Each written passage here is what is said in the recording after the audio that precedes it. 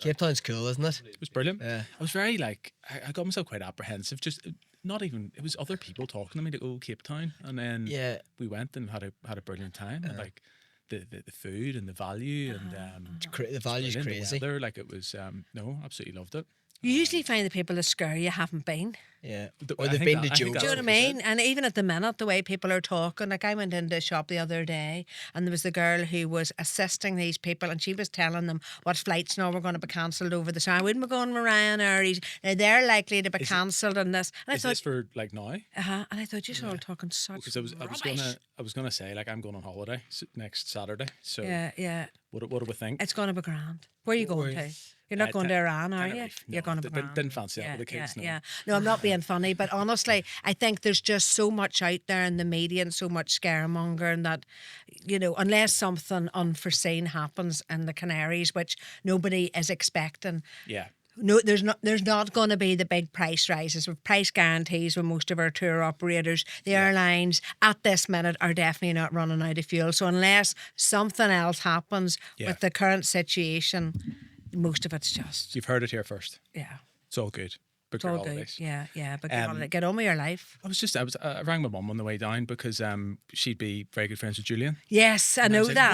Wasn't it Oasis that Julian had an association with? It was actually Knock Travel. It was Dory, and then that was one of the offers we took over. But I know Julian well, and I know he's friends with your mum. Yes, then I was he's a case, isn't he? Oh, not half.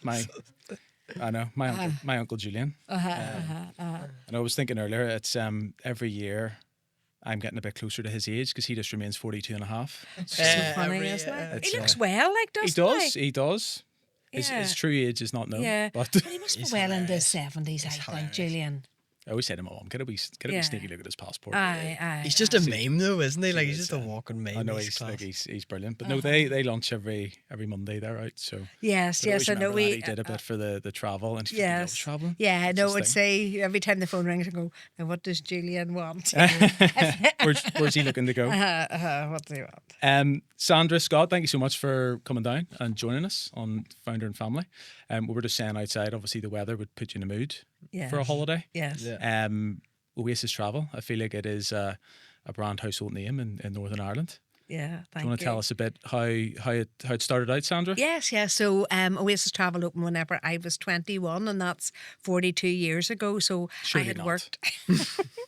No. Yes, I had worked in a local travel agent from I left school at 16, and then when I was 21, my dad had always been in business, and he saw opening a business as kind of a natural progression to working. It wasn't really an option; it's just what you did. So he provided the finance, and Oasis opened in 1984. Bears no resemblance to the business it is now because of the different things that we were selling then compared to all the exotic stuff that we're doing today. But yes, we've been open for 42 years. And where was the OG shop? Where was it based? Yes, it was in Lisburn, not on the same premises as we're in now, because we managed to buy premises and extend the business. But we started off in Lisburn, yes, with one office. Very good. And where have we got to now? How many offices, and what's the employee numbers and things? So we've got to 8 offices, and within those 8 offices we also have 7 portfolio suites. So that's an extension of the business, and that's really how we've expanded into luxury travel.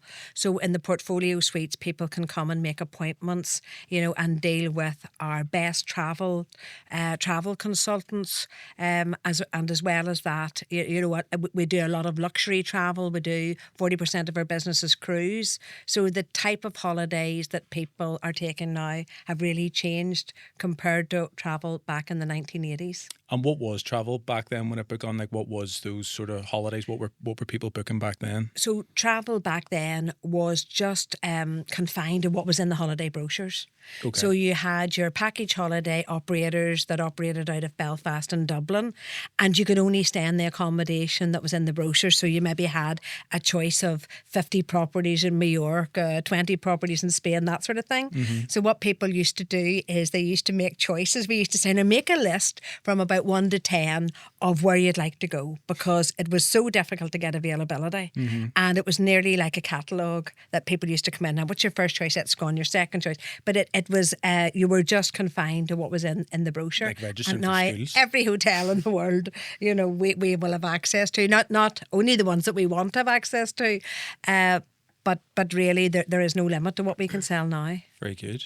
Scott, what would you say the travel trends are at the minute? Where are people looking to go, and what's hot at the moment? What's hot at the moment? If you like, at the moment, I think themed travel has become a big thing. So people going and looking for adventure, definitely active type holidays, or people who take an interest in their health and well-being might seek out places like that. I think it's interesting you say that, because I think, you know, having been on a bit of a journey in the past 2 years, I think you see that trend now with like high rocks and marathons, that people are then booking a marathon in Amsterdam or abroad, or I'm going to go do a high rocks in Vienna, and it becomes this social trip, but it's based around this health and fitness, you know, kind of lifestyle, which is really cool. Yeah, one of the my favorite places in the world is a place called the Body Holiday in St. Lucia. Okay. And the beauty of that is it's a resort style, and it's sort of, when you say all inclusive, sometimes people kind of recoil a bit, but it's more of like a premium all inclusive. But I love the fact that you've got so many different wellness programs included. Yeah. So you can go, if you want to start your day with a spin class, or if you want to go and you do yoga, or you want to learn different cookery and stuff, you can. But if you want to sit on the beach, eat a burger and drink beer, you can do that too. And nobody bothers you either way. Nobody's looking down on you. It's it's like the definition of balance, isn't it? Like, yeah. Very nice. And where's St. Lucia? St. Lucia, yeah. Very good. Yeah, I think gone are the days. It used to be a popular phrase, just get me anywhere and I want to lie on a beach for 2 weeks. Yeah. I don't think anybody has said that to me for years. Yeah. But it used to be the most common thing. You just want to get away. You just want to lie on a beach. I don't want to do that now. You want to see something. You want to have adventure. You want something to remember. Yeah. Well, that's it. It's about making memories and stuff, isn't it? And those experiences. My dad said to me not too long ago there, so obviously I have 2 young girls, 4 and 2. He's like, son, I just don't understand why you holiday with the young kids. And I think he sort of said, you need to be at least 5 was his sort of thing. He's like, you're just going, and it's not just stressful. I'm like, I mean, I know what you mean, but like, as I mentioned, like we're going away next week, and it's just, you're out of context. Like you're away from your own environment, and yes, you're parenting abroad, but it's, do you know what, if you can just go and focus on the pool and where you're going to eat that night and stuff, it's like, that's lovely without the stress of work. Because I think sometimes we think, or between Jenny and I, we sort of think that it's all the external stuff that causes the stress of parenting, and actually if you could just focus on your kids, that'd be amazing. But obviously we have to work and provide and pay bills, so I know, and especially if you get, there's so many resorts now that really cater so well for young families. And you know, I can remember, Scott, whenever you were young, us having to take so much stuff with us. Yes. Whenever we're traveling holiday, that's kind of changed now, because a lot of these resorts will have stuff already available abroad, and it just cuts down all the hassle. Yeah, no, I agree. We went away. Izzy was like 6 months to Tenerife a couple of years ago, and my God, like I think it was just a suitcase of like accessories, and you'd have thought we were going to a third world country, because Jenny was like, well, we'll just need to bring snacks just in case. So yeah, we don't need to bring snacks for us. Like it's, you know, the kids, they can understand. We currently briefly touched on, is what I'm trying to say, the current climate. Obviously, like there's a lot going on in the world. Are people still booking? Everybody's looking to go away on holiday still, or has there been a bit of a hesitation? Well, obviously, whenever everything started in the Middle East, there was a lot of cancellations. You know, that just came at a bad time for us, because over Easter we would have a lot of people heading out to Dubai and heading out to the Far East. And of course, the Middle East is such a good place to transit, heading out to the Far East. So we had a huge volume of cancellations.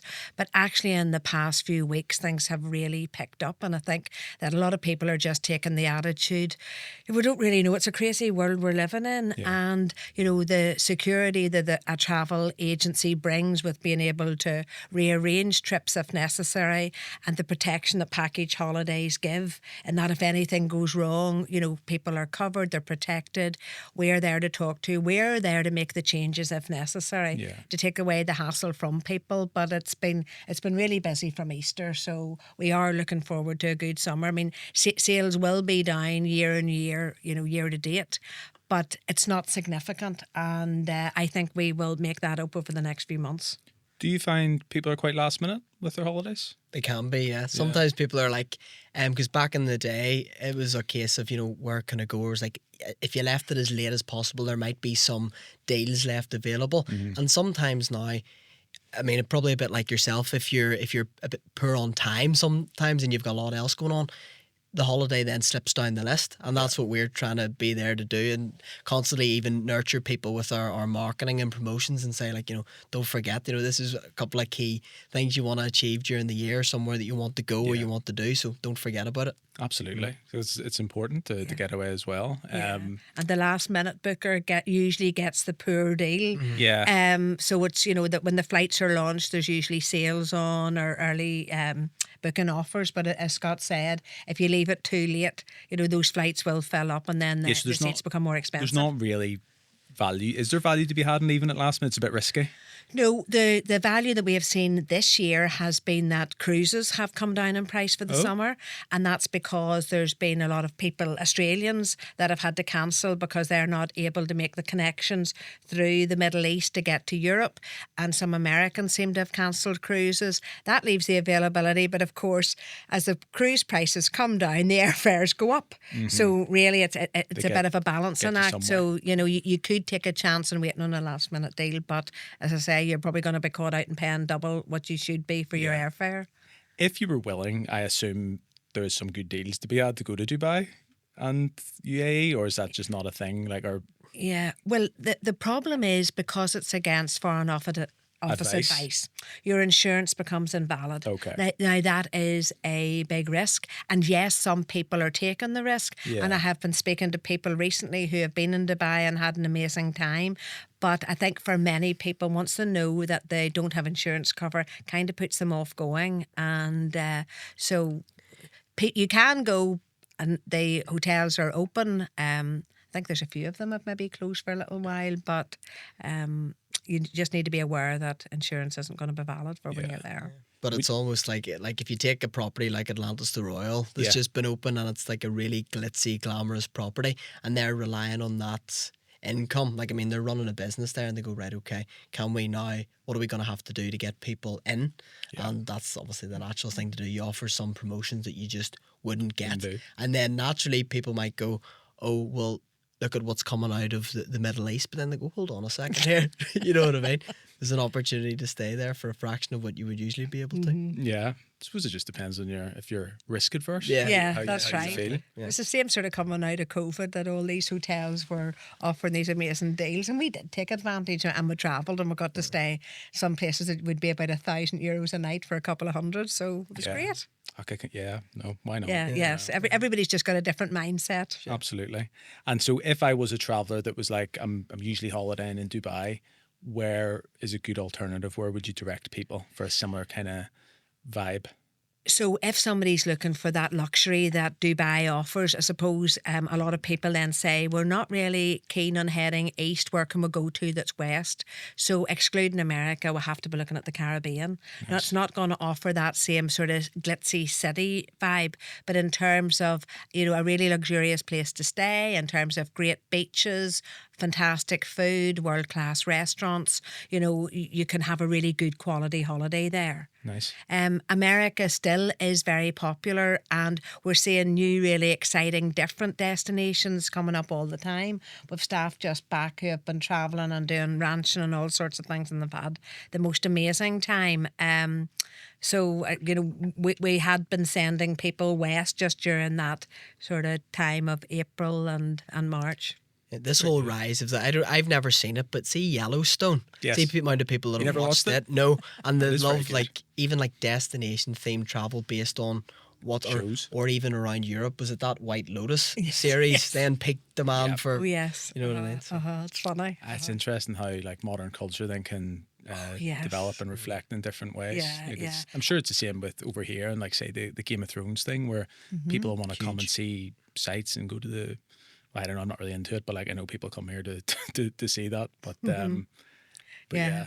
Because people would come to us now, what's that hotel? Like Marina Bay Sands in Singapore. They'll see these iconic Instagrammable photographs and they want to go there. So how do I get there? And yes, social media and as you say, Scott, TV and stuff plays a big part in it all. Absolutely. What he's like on socials and things, Scott, is that something that you've taken on board? I know you helped develop the app. The app, yeah. I mean, for social, it's like, I don't know about you, but I would use it now, and people use it as a search function. Absolutely. Especially like the likes of TikTok, and even, well, now with AI, like they use chat's like your best friend, ChatGPT. But on TikTok especially, it's all about like inspiration or getting certain ideas. So people might come to us, even if they're, for example, planning a honeymoon or something, and they're like, I saw this video on TikTok, and it's somebody sliding down on one of these overwater villas, and they go into the water. Where's that? Or how do I get to that? And then our job is connecting the dots. Is that a nightmare for you though, when someone comes in with like, oh, I saw this on TikTok, like, how do I get there? Where is this place? Or is that actually good to be like, I have an idea of what they want here? Well, that's good, I Yeah. would say. Yeah. I know it is good, yes, because it's all about getting to know people and getting to know what they want. So if they come along with an idea, that's Yeah. a really good starting point. And then, we can take that a step further, because we would invest a lot in making sure that our staff are well travelled and they've been and they've seen a lot of places so that they can recommend. And we would always say, look, when you come to us, we're not being paid by anybody to say this is good. So you're getting a real authentic, honest opinion from us. Yeah. Because we want our customers to come back, and we really want everybody to go away and have a great time. So there's no benefit in us sort of selling something that's not right. So it's important that we get it right for the customer, and that we match that person to the right place. Yeah. You talk about your customer. Who is your customer? Is it everybody? Is it families? Is it couples? Is it a real mix?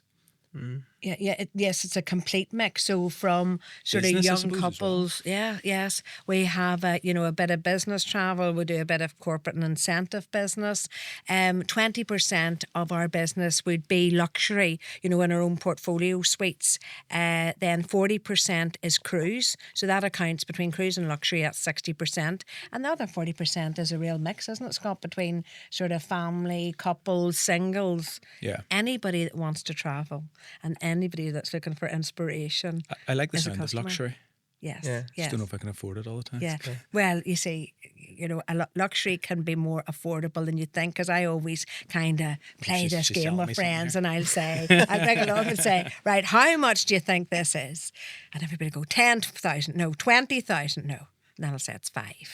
What? Yeah. So I think sometimes people feel afraid or embarrassed to ask, but you shouldn't be. And sometimes, it's a good idea to come along with a bit of a budget in mind. And, what we would say is, look, give us your budget, or give us an approximate amount that you want to spend, and we'll get you the very best thing for that. Yeah. I always find that I was telling you about my original business, Nightcap. Yes. And one of the big problems there is when you get a client come to you with an inquiry and you say, that's okay, what's your budget? Well, I don't know. Mm-hmm. And so then when I see it in other businesses, it can be so difficult when you don't have a budget to work to. And I understand when people are saying, well, I'm not sure how much this sort of thing costs. I know. And then you sort of lay out some options and things. But Yes.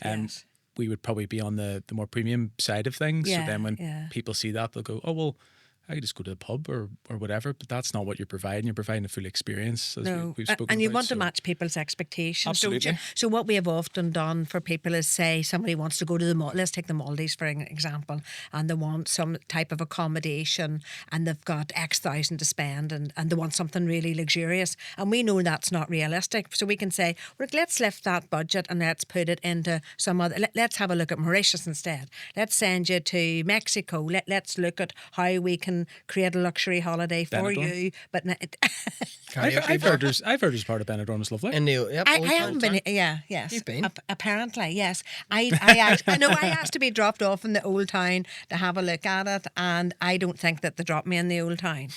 But it's we have people that go and that absolutely love Benidorm. I'm not going to say. I think that the important thing is that everybody's different, and Absolutely. everybody has their own idea of what makes a holiday for them, and we like to respect everybody's journey. It can tend to be the people you're with, and Yeah, nice food and a drink. And You've it could definitely hit the nail on the head there. I think, some people can go to the most exotic parts of the world, and if they're not with the right company, Absolutely. they can have an awful time, and you could have a... Look, so my mum went on a cruise in September for my uncle's 60th. So my uncle lives in Sydney.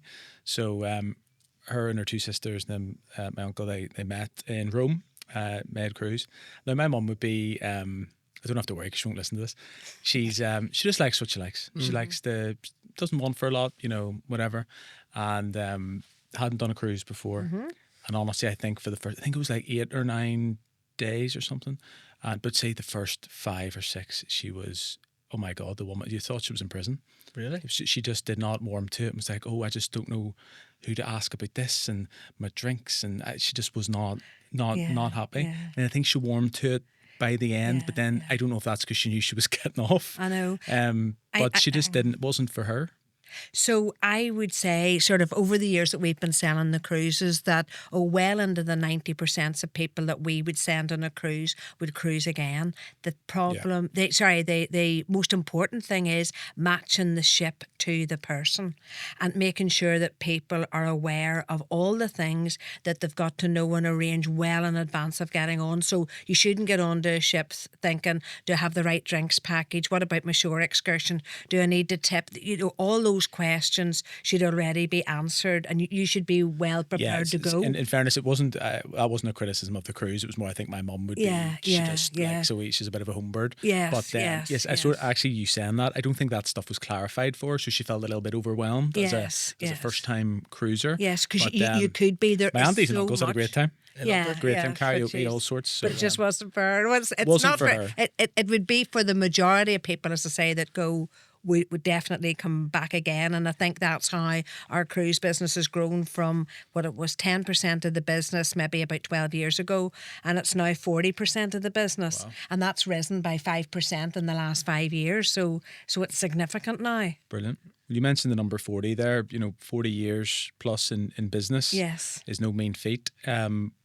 Why has that worked for you? What have you been able to do to navigate those 40 years? I think definitely in travel it has been the ability to change. As I said earlier, the business bears no resemblance to what it was whenever we opened and the sort of things that people want. But I think change is exciting and travel has changed so much. And I think that travel agents really need to embrace that change and, keep up with the current trends and be able to inspire customers and get them excited about travel. So I really think that has been, and having Scott, who's had, looking at the business from a different perspective and a different demographic of travellers has been really helpful because, for me, you kind of tend to get set in your ways a little and think, that everybody wants what I want and everybody doesn't want what I want. So having people that bring a different perspective to the business has been really helpful. And of course, like a good team. I mean, it's not just about Scott and I. We have 62 staff, all of which are really committed, hard-working people, but they get excited by travel too. Yeah. So you need to have people that really get motivated and are passionate about travel, and I think that's the secret. Absolutely. Is there any team members that have been with you the whole way through?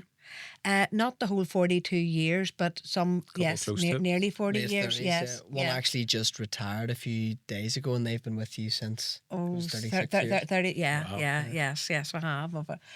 We've, the couple of the girls, I feel like we've grown up together. We've gone from like being in our 20s. Yeah. They're a wee bit younger than me. They're still, one's in her early 60s, one's still in her 50s. But yeah, we've grown up together and it's been great. It's nice sharing that journey, I think, as well. It's amazing. And yes. The ups and the downs. Yeah. And they're actually saying that customers that they had then, they're booking their children and grandchildren, so it's fun that, they've been booking through generations. And that's really nice too. You get to know people really well. And I think that's part of the secret too, because you can understand what people like, their likes and dislikes, get to know people and then know where to send them next. A customer sort of mentioned the other week whenever we said, where are you going next? And they said, wherever one of your girls is going to send me, she knows what we want better than I do. So perfect. I think that's what a lot of what our customers expect us to be able to recommend to them. Yeah, it's a great sign of the service, isn't it? Yeah. Yes.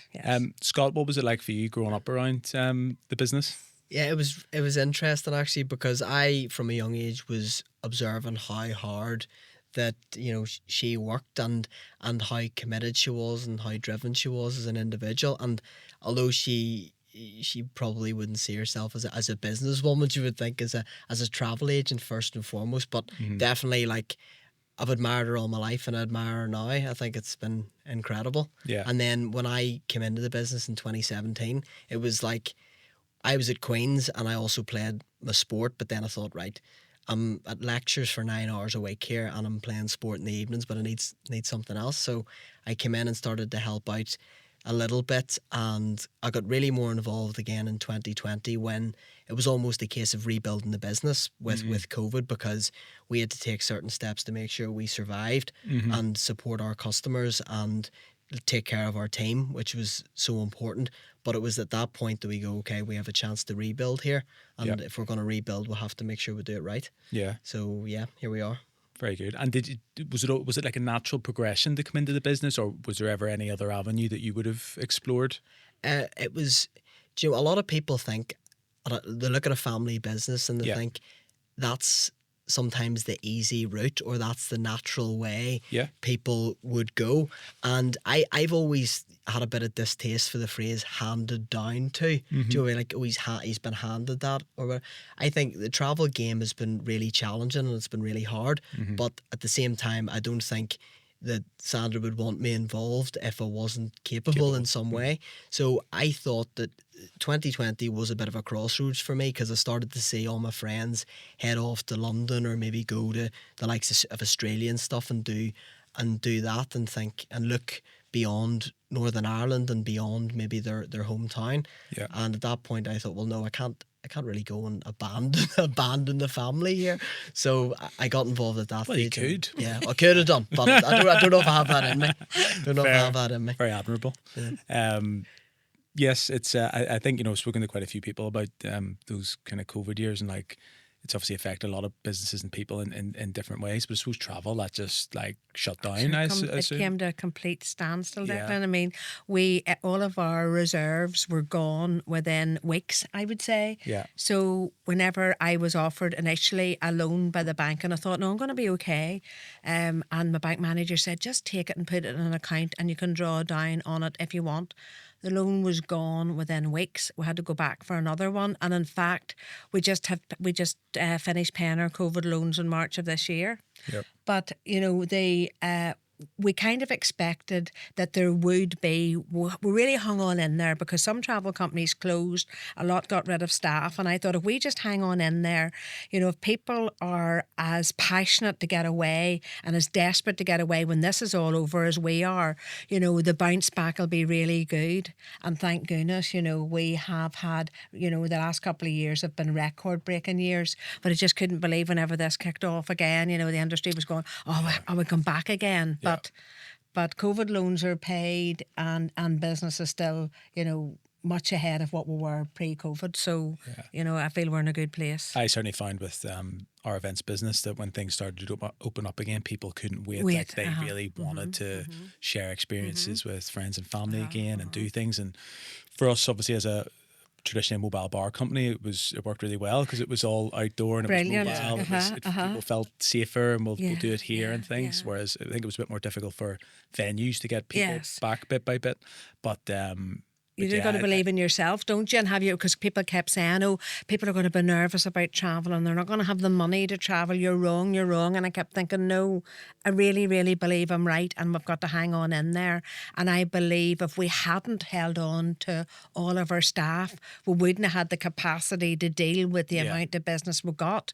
So therefore, you know, the loans could be taking another 5 years to pay. So, you know, it was good. The appetite was definitely there and people travelled. And I think, you know, this time people aren't just going to be put off again as easily. I think that holidays are a necessity for many people rather than a luxury. Yep. And it becomes really high on people's list of priority. Well, when I think about, you know, why I do what I do and what I'm doing, it's obviously to provide for my family and I want to hit expectations and stuff I set myself, but it's primarily to give myself options. And when I think about what am I giving myself options for, it's like holidays are right up there. Like I want to be able to say, I'm going to take my girls away. I don't want to go to Disneyland. We're going to go away for 10 days. You know, that's what you want to do at certain periods of the year. And It's like Yeah, creating yes, experiences. So I agree. I think it's very high up when there. people win money, or when you see them on TV, what are you going to do? I'm going to go on a holiday. So it's right up there. One of our clients, actually, I was speaking to him recently, and he's just back from a trip that he'd been planning for a long time for his family. And I said, well, what's next? And he goes, yeah, we're always thinking about what's next. But for us, the key thing is, and I love this phrase, he was like, I want to return home with a story. And I thought, you know what, that's class. Yeah. Because you do want to do that, and you want to be sitting, whether you're doing this or you're out at events or you're socialising or running a marathon, you want to be able to just build a whole resume of your life that you're able to share at the end of the day. Absolutely. That's interesting. Or, certainly for my kids, it's, like, God, he lived a life, or he did hard things, and I can do hard things as well. Try and show that through actions. And we're also finding a lot of multi-generational families travelling. So in the past, where maybe people would have been leaving money to children or grandchildren, a lot of times they're having these big trips and they're all travelling together, and they're going to Africa, or they're going to Australia, and they're having these adventures because they want to be together. They want to travel together. I think that's brilliant, though. Yes. You'd can only speak for myself, but I think I'd rather that, go and experience all that and have that, instead of, here you go, you're left with that, So I can totally resonate with why people would want to do that. Scott, you came in as MD at... Yeah, I was appointed MD last year. Yeah, last year. Congratulations. Thank was you. That how was that process, Sandra? How was that always the plan?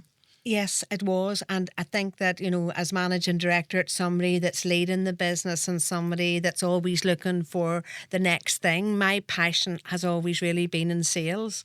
So I'm now the creative director, and I'm sort of looking at things that we can sell, things that we can do that are a little bit different, but it's really feeding into what I really enjoy most. And Scott can take over with the app and the quote systems and all the things that's going to bring the business forward. Yeah. And how have you found the role so far?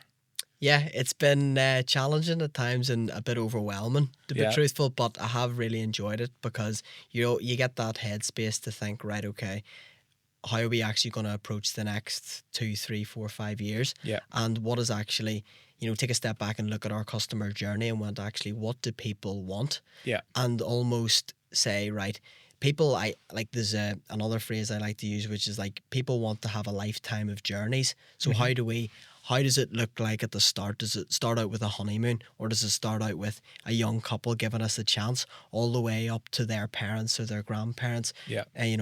Doing the likes of a Silver Sea luxury cruise, or people in between doing, these like terrific holidays that they'll remember for the rest of their lives. Yeah. So it's been really refreshing for me, and I've had such great buy-in from the team as well, because that was an obvious thing I was worried about. People looking, going, well, they've known me since I've been 5 or 6 years old, and now at 27, are they gonna? Yeah. No, I think it's brilliant, and you touched on obviously family business earlier. I've always admired family businesses, and slightly envious of guys that I went to school with that they had successful family businesses, and I always felt it was like, in a positive way, it was mapped out for them, that they would go in and they would work in that business, and how lovely that was, and they would then take it on to the next level. I can see your point of view, that other people would look and maybe be like, oh, well, he's just been given that or handing it, but I looked at it in a very admirable way, that it was how fantastic that is, that you could go and do that. And I always just thought it was great, and then especially when you can see it kicking on then into a new generation. The funny thing is, I always laugh at, is people say, how do you work with your family? Well, yes, do tell me. I maybe this is overly simple, but I just sort of treat them like human beings. But that sounds a bit too obvious. We're all doing different things. I know, but we're all doing different things. We stay in our lane. It's not like we bring ideas to the table, and we all take ownership of different things within the business. Yeah. But I mean, there are the natural thing about it is that you're going to have those conversations, whether they took place during the day at the office. Yeah. They're naturally going to continue to the dinner table at night. And Not that we all live together, thankfully, but we'll have that separation. You but, phoned me last night coming out of a function, on the phone for an hour. Tell me. I was at 11:30 at night, but we had an idea. But so that's a good it. thing. If I did that to anybody else, it would have been an HR case. But, you know, He won't leave me alone. yeah, That's exactly. it. No, it's been good. No. We're like that as a family. Like, we're constantly ringing each Yeah. other and talking. It's not about business, but you know, my mum will be like, "Oh, she'll pick up the phone and she'll say, I've just hung up on your brother there to speak to you, and I before that know. your sister Yeah. was on." Yeah. And it's great. But I was going to ask you, does it? I know myself with business, it's hard to you leave the office, but it's not switching off. Like with you guys, that could be the same. Then the conversations can continue into the evenings.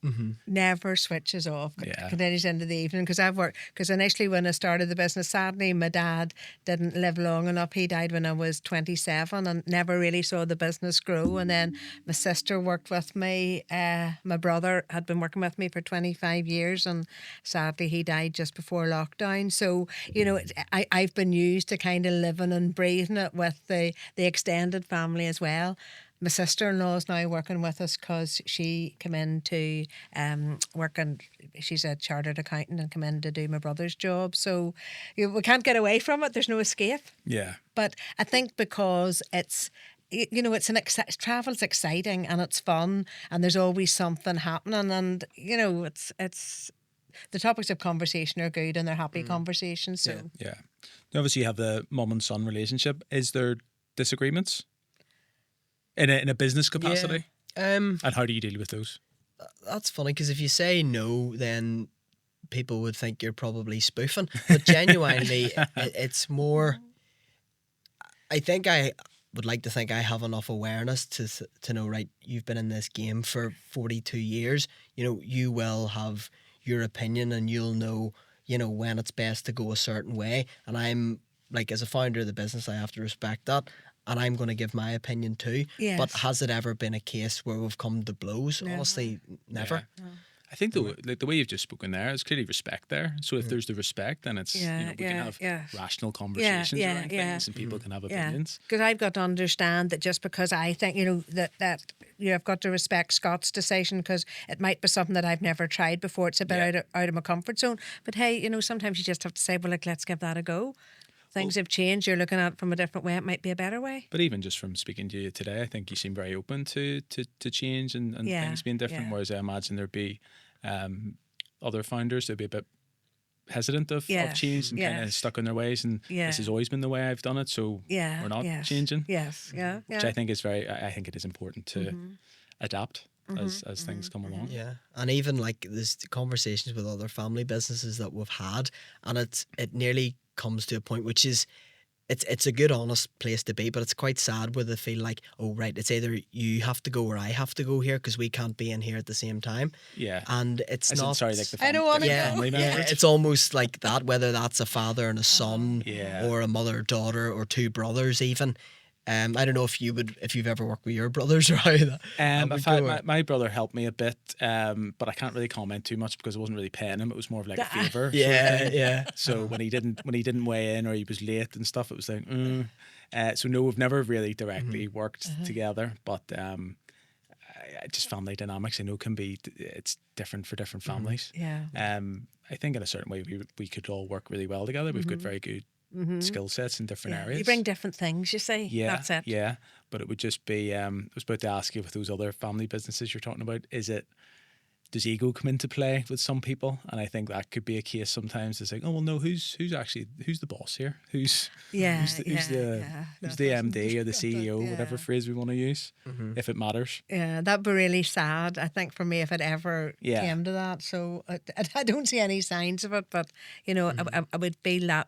You know, that would be an unhappy place to be, wouldn't it? You know? Yes, I think so. You know, people felt they had to pull rank. So, no. Do you think you'll ever retire? I've no plans to yet, but I would like to slow down a bit and not, you know, we're kind of full on. And somebody said to me yesterday, I think actually you're speeding up instead of slowing down. So I don't really like to think I'm doing that. But, you know, I'm still working full time. You know, maybe 4 days a week would be a big change for me, something like that. But Not for the foreseeable future, Yeah. but I never tend to plan too long ahead. I always think, like, you never know what tomorrow's brings. Just So I right. kind of live life a day at a time. So There's too many places need scouted out that you need that's to it. visit You first. see, Make sure you tick all them off. I'm in agreement with you there. Scott, this app then, is this how, can I hop on and book a holiday through the app? Is that how it works now? Or At the moment, it's just basically for existing bookings that we have. So say Okay. if you made a manage booking your with us, booking? yeah, you can go on and all of your travel documentation will be uploaded onto there. All your boarding passes, you get notifications throughout your trip, all about your flight progress, and we can just send you notes throughout your trip if we need to update you on certain things. Brilliant. But it's a really smart piece of kit, and it's like a digital travel wallet, Yeah. as opposed to people. You've all been behind them in the queue that they're farting about with pieces of paper trying to. I was about to say, is this like before then when you'd have got a notebook style envelope and had all your bits and pieces? Now all just in your app on your phone? Well, we can still do that. We're not doing the Ryanair approach where we just cut Cut it people off. off from paper, but it's more that, like, I mean, people are on their phones so much now, and it's good for us to be able to have that option for people, and we lead with it. Yeah. And people have been it's often when you say, do you want this or that, they might, always go towards what they've known. Yeah. But if you say, we've got this really new, exciting feature, here it is, they go, oh, and they actually quite like it. So, yeah, Would an older generation be a bit hesitant? Well, do you know what? Actually, it's funny you say that because I made that same comment to the developers Yeah. and they said no, and they produced this stat. I'm not going to butcher it here, but they basically said that the biggest user group of this particular type of app in terms of travel were actually the older demographic, purely because tablets, like they all have an iPad, I guarantee you. True, yeah. People in your family of an older generation have an iPad or a tablet, yeah. and they like to sit and have it on that. They might not download it on their phone, their iPhone, but That is iPad or true. not. My mum-in-law would be like that. Again, my mum, we bought her an iPad, doesn't use it. Doesn't like it. Tried the Kindle. No. Like Like a book. Like a paper. like right, mum, you're just gonna leave you to it. No cruises, no iPads, no Kindles. Okay, yeah, we need to have a We would chat. say to people, Yeah. bring your phone in and we'll put the app on for you. We'll put the stuff on and, but there's all the paper stuff to go with it. Yeah. And then, out of just curiosity, people tend to then start to go in, I must have a go and see what this does. And then suddenly, told me the gate number, told me what carousel my bag was coming off in. That's brilliant. Give me all this information that, and then people are always saying, well, what if my phone goes down? But I always think there's a huge risk in you losing that piece of paper. Absolutely. So you can have copies of your visas and everything up onto the app. It's Yeah. brilliant. God, you said yourself mad, just worrying about everything. I know. What if? Exactly. We'll just. That's it. What if it all went right? Yeah, I It was all know. good and we all had a good time. That's what we're here for. We're going to do a wee bit of a quick fire round, so Okay. you can both have answers to these or have a Okay. have a conversation around it. So, best destination that you've ever been to? Africa. Maldives. Maldives. Anywhere specific in Africa? We're going to Botswana. Going to Namibia today and hoping it might. top it. Maldives, very good. We did. I was saying about South Africa. We did Seychelles on the way, Yes, Wow. yes, Yeah. which was very good. I have never experienced the heat like it, or maybe not the heat like it. It was the sunburn, and I think it's obviously because you're bang on the equator. Intensity. course, The Yes, intensity, that would be the word. And I was like, oh goodness me, was not prepared for that. Yeah. But very good. Most overrated travel trend or destination? That's a good one. Most overrated. Okay. You go In first. your opinion? In my opinion, Caro. People are going to kill me for this. Oh yeah. Caro go was for a it. destination. Well, I've yes. heard. Now, but we have people that absolutely love it. So I'm just talking from my personal opinion because I'm afraid to say Benidorm. I'm gonna say overrated trend or like phrase is when people say, I want something cheap. Because like value for money is something you want to chase, absolutely. But Yep. see when people say cheap, you'd never like say, oh, I'm getting my roof done on the house, I want it Want it done cheap. cheap. Or I want this cheap. And it's like if you get what you pay for at the end of the day. So You I do. agree with you. I think people place value in different areas. Yes, And yes, sometimes it yes, can yeah. be, I just want a cheap Yes. holiday. yes. But that's really good It analogy. rarely Like, you're not works gonna want out your if roof people are patched just up. going for the cheap. It rarely works out. That's what. Or it's like, yeah, you want it. Oh, you're at that place. It was like 200 quid for 7 nights, and you've got so much included, and your beer's warm, and you're giving off. Yeah. It's one of those. Yeah. Why? No, feel very similarly on that. It's like the Fox's Den, our restaurant. It would be keenly priced. Yes. But I think when you go and experience the food and the quantities and stuff, you would leave saying value for money. Yes, we like to think we offer value for money too. Yeah. But it just might be that you might need to shift somebody's money from where they think they want to go to what to a better experience. Yeah. So we're not going to Cairo. Okay. That's what we're No, saying. well, we send lots of people to Cairo. I have to be very careful. I know. We could give it a go. One mistake travellers always make when travelling, obviously. Not checking out their insurance properly. And when you say checking it out, what do you mean? Okay, making sure that it's covered. People will assume I've got travel insurance and I'm covered for absolutely everything. Yeah. And they may not be covered. They're only covered for a very little amount if they lose something. If they cancel a holiday, this is the most important thing. You need to make sure that your cancellation cover covers the price of the holiday, because a lot of people are taking out cheaper policies. The cancellation is £1,000 and they've booked a £10,000 holiday. Yeah. Big problem. Mm-hmm. Yeah. More recently, it would always be for me just saying to people, like, make sure your passport's in date. Yeah. Make sure you have the required expiry requirements, and ESTAs, visas, ETAs, all that side of things. Don't leave it too late. So my business partner, Dean, who's been on the pod a couple of times, he raised the other day how his passport is out of date in August, I want to say. And he was going to Portugal in July. But isn't it three months? You're 3 not months, supposed yes. to. And Yeah, then he he was needs 3 having months. this whole discussion with me. I don't want to say Now, if it's a UK passport, obviously, not if it's an Irish passport, he's UK. okay. It was UK. Yeah, no. So he was like, "Well, what's the point in having an expiry if it's 3 months before? It should just be, like, what's It's what's the going new. on?" He's like, "Mate, just get it. Just do go it. get Just it. go Go get get a it. new sorted. passport, Just get it sorted. We'll not have this discussion." And do remember, if you're going on a cruise, your passport needs to be valid for 6 months if you're going to Oh, Europe. really? Yes. Yeah, so that's another Any thing that particular people reason may why, not. or?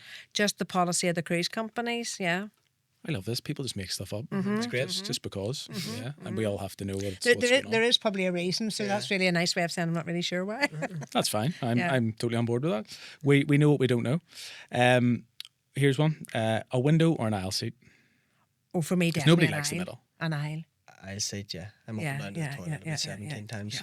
I always used to be like, get me in at the window, and now No, I like that freedom of like I can get up if I want. And I would say that most people ask for window seats. It's not funny, but Yep. for me, it's definitely aisle. Uh-huh. so our holiday next week, the girls are now at an age where they both can have a seat. And Jenny's been having this discussion about, right, okay, so there's going to be a 3 and then 1 across the aisle. So who gets to sit in the aisle? And I was like, well, I mean, I'll go over there. Like, she's like, oh, right, so you're going to leave me for 4 hours with the girls. I I'm like, know, well, I mean, I know. just across there, it's fine. I know it's your family, so it's different. But the other thing about the aisle seat is now, when they come round with any drinks or snacks, like, you're paying for it. You do. Yeah. Oh, yeah. That's like, Amelia, you get on the aisle. Yeah. See what pocket money you have here. An early flight or a late departure? Early flight. Early flight. Yeah. Yeah. Always. Mm-hmm. Yeah. I think that I have a Like to get there. friend that's away this weekend to Newcastle upon Tyne, and he's like, last flight out tonight, and the last flight out on Sunday. And I was like, that sounds horrible.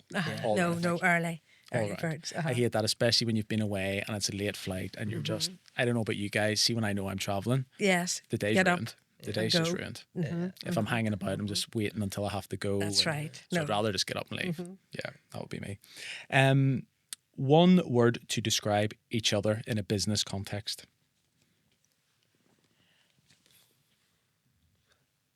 Oh, gosh. Professional, but that sounds a wee bit boring. I know I have a boring word for you too, but As long as it's not a bore. no. I would say, but I can expand on it. It's proactive in that you're always looking for the next best thing, looking to improve things, looking how to engage better with our customers, and always in the knowledge that if you stand still, really you're dead, or you rest on your laurels. Yeah. There's no place. So proactive, which is so important. Brilliant. Like that one. Do you have one? Well, I said professional, but Professional, then maybe we'll that stick with just is. professional. No, that's boring. okay. But no, but Scott, I think that I really like that Scott's been able to go into any situation with relatively little experience and hold his own. Adaptable. Yeah. If there's strong. Yeah, word for it. yeah, yeah, That's good. yeah, Professional and yeah, adaptable. yeah. I mean, that sounds. Yeah. It's a good LinkedIn profile. That is. It is. I think. Yeah. Very good. That was brilliant. So our final question. I'll slightly adapt it. It's about parenting. So Sandra, if Scott was to listen back to this in 10 years' time, or even if there's something you maybe haven't said to him now, what would you want him to understand about who you were in building this business and what it sort of took that?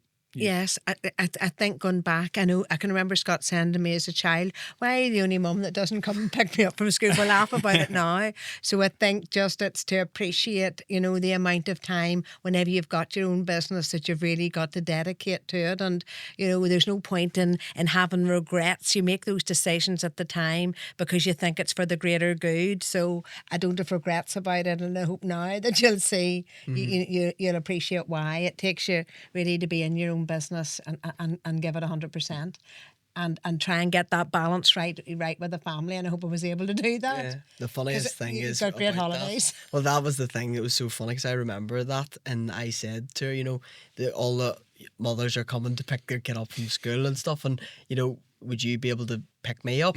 And she said, she dealt with it so well. She said, yeah, I will happily come and pick you up, Scott, but the only one thing is, though, I would have to maybe take a step back and work, and all those lovely holidays that would go on, and all those those kids clubs you get to go to, and we're not going to do that anymore. But if that's what you really want, I'll do it.